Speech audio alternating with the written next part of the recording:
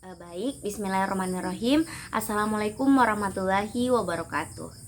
Baik, sebelumnya saya ingin mengucapkan terima kasih kepada Bapak dosen yang telah memberikan kesempatan kepada saya untuk membuat video ini dengan tujuan untuk memenuhi tugas akhir semester dari mata kuliah manajemen pemasaran. Untuk itu, perkenalkan, nama saya Nurul Lasmi dari kelas Ekonomi Syariah 5E dengan NIM 1904010027. Baik, di video kali ini saya akan menjelaskan bagaimana suatu perusahaan itu menerapkan 8 tugas dari manajemen perusahaan. Nah, dalam hal ini saya mengambil contoh yaitu perusahaan PT Gojek Indonesia. Nah, tugas pertama yaitu mengembangkan strategi dan rencana pemasaran. Salah satu unsur penting dalam proses pemasaran adalah rencana dan strategi pemasaran kreatif yang dapat membantu kegiatan pemasaran suatu perusahaan itu sendiri. Dalam hal ini, perusahaan Gojek berusaha untuk setia terhadap strategi, tapi di sisi lain juga berusaha untuk menemukan cara baru untuk terus memperbaikinya. Nah, PT Gojek Indonesia ini untuk mencapai tujuannya tidak hanya menawarkan faktor keamanan, tetapi juga menawarkan kecepatan dan juga kenyamanan bagi pelanggannya. Termasuk strategi marketing public relation seperti diskon GoPay, meme Gojek, kampanye nasionalisme, dan juga endorse Liga Indonesia. Selain itu, strategi yang dilakukan Gojek juga adalah yang pertama, memberikan pelayanan terbaik kepada setiap pelanggan atau konsumen. Yang kedua, memberikan harga yang pasti. Yang ketiga, fokus pada perbaikan. Yang keempat, lebih peka terhadap kebutuhan pasar dan juga memberikan pembaharuan dan penyempurnaan. Yang keenam itu memperluas target pasar, dan yang terakhir yaitu fokus pada konsumen setia dan juga pengalaman. Nah, tugas yang kedua dari manajemen pemasaran yaitu menangkap gagasan dan pemahaman pemasaran.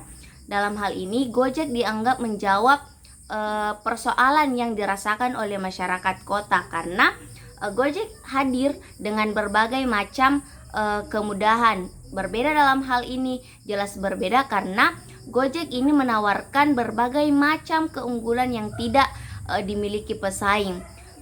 Superior jasa yang ditawarkan oleh Gojek juga ini banyak memiliki keunggulan karena pesaing belum memiliki layanan jasa yang ditawarkan oleh Gojek seperti personal shopping dan juga kurir. Yang ketiga yaitu customer relationship.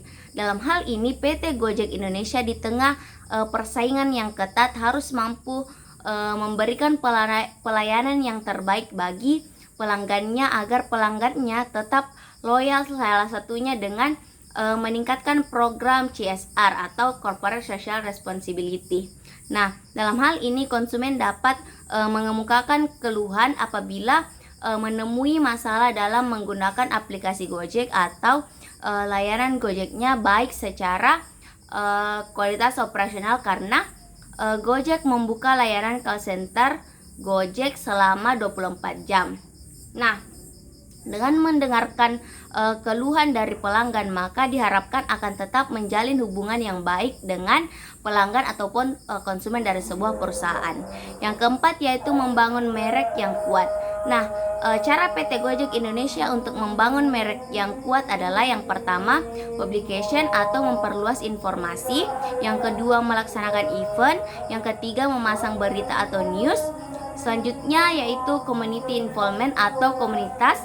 Kelima, inform on image, memberitahukan informasi menarik kepada publik sehingga diharapkan akan memperoleh citra positif. Yang keenam yaitu lobbying and negotiation. Nah, proses lobbying and negotiation yang dilakukan oleh sebuah perusahaan atau yang dilakukan oleh Gojek kepada pemerintah. Yang terakhir atau ketujuh yaitu social responsibility. Tanggung jawab sosial merupakan perusahaan merupakan bentuk kerja sosial perusahaan kepada masyarakat.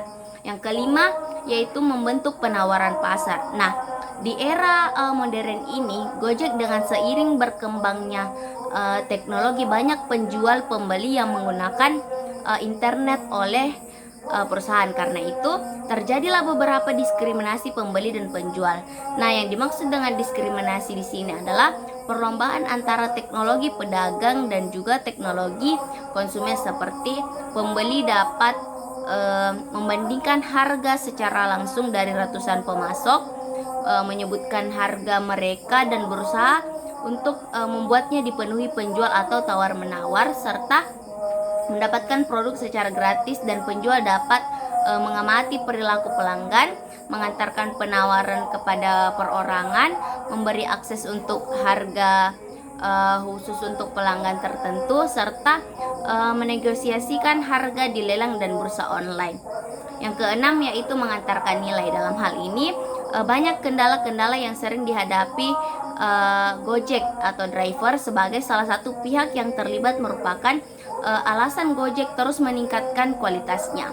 Nah, kendala dapat berupa jumlah antrian di restoran atau kondisi lalu lintas yang dapat mengganggu ketepatan waktu pengantaran atau macet, sehingga menurunkan kepuasan konsumen terhadap pelanggan Gojek. Oleh karena itu, berbagai cara terus dilakukan oleh perusahaan Gojek untuk meningkatkan kepuasan tersebut, seperti keramahan driver, pengantar makanan, menjamin kualitas makanan melalui sistem rating yang tersedia, juga pemberian informasi oleh driver, hingga ketepatan waktu pengantaran dan lain sebagainya. Hal ini dilakukan dengan harapan meningkatkan kepuasan pelanggan terhadap kualitas pelayanan yang dilakukan oleh perusahaan Gojek ini sendiri.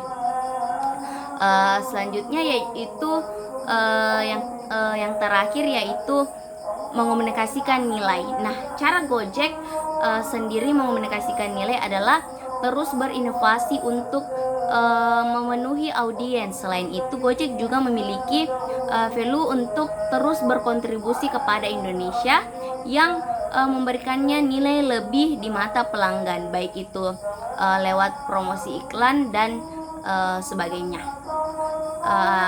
Yang terakhir, menciptakan pertumbuhan jangka panjang. Nah, sang duo CEO Kelvin Alwi dan Andre Sulistyo memastikan bahwa perusahaan Gojek yang ini melangkah jauh ke depan dengan strategi yang berfokus pada 4 hal. Pertama, peningkatan kepuasan pelanggan, penyelarasan pertumbuhan dan keberlanjutan bisnis, menjadi perusahaan global melalui ekspansi internasional, dan juga mewujudkan Gojek sebagai tempat bekerja yang berkelas di dunia. Mungkin itu saja yang bisa saya jelaskan. Terima kasih. Mohon maaf apabila ada kesalahan. Wabillahi taufiq wal hidayah. Wassalamualaikum warahmatullahi wabarakatuh.